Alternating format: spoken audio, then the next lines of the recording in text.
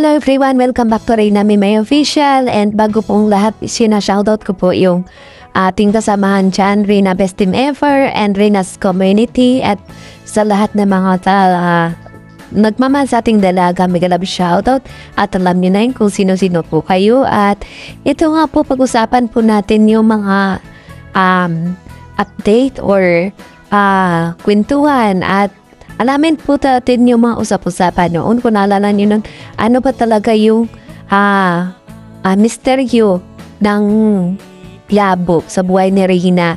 At panoorin nyo po ang mga ganap dito at i-explain po natin kung ano ba talaga. Bakit si Reyna is palaging gustong-gustong pumunta po sa labo. At ito na nga po guys, panoorin nyo po yung mga ipapakita po natin na mga picture and video. As you can see guys, ay si Reyna po is nasa Novo.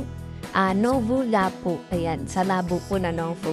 Yan po is talagang ang pilihan ng mga laruan at kung ano-ano pa.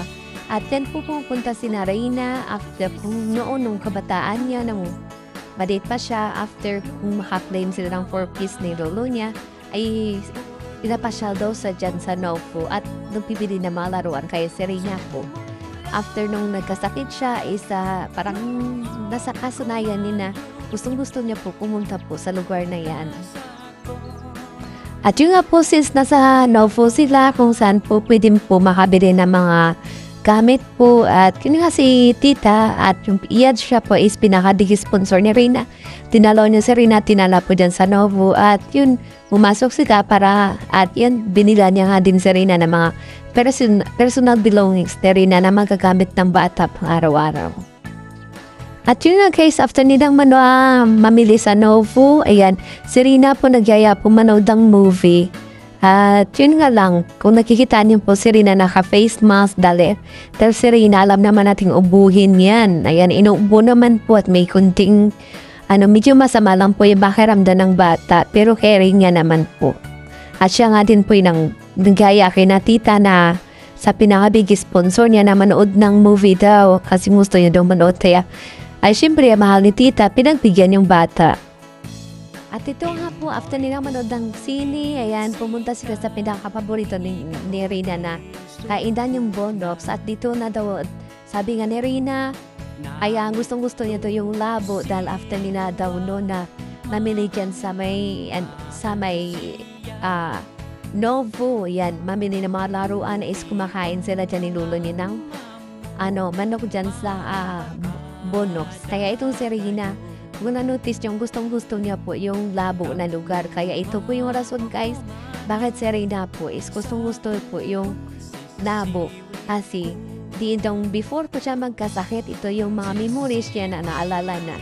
Nung maliit pa siya, dito siya bumibili ng laruan. Ayan, at kain sila sa labas.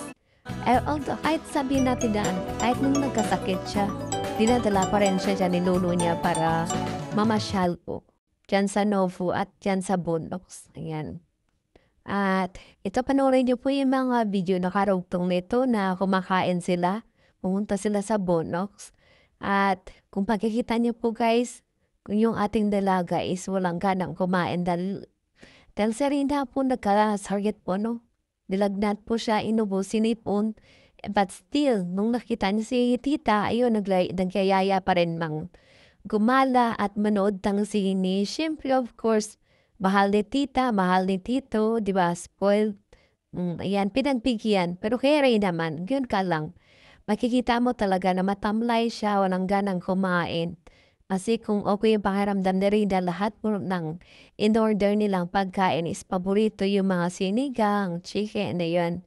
Alam naman natin daw, paborito po yan ni Reyna. Ayun ka lang, si Reyna ngayon ibang-iba na po at yung panahon na rin na yan is talagang wala po siyang ganang kumain dahil siyempre galing sa sakit po or may konti pa siyang sinat.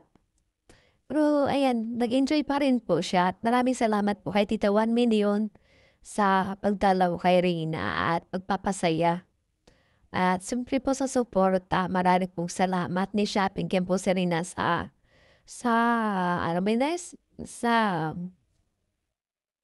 sa mall. Ayan, at nanood sila ng sine at kung saan-saan ba sila nakarating.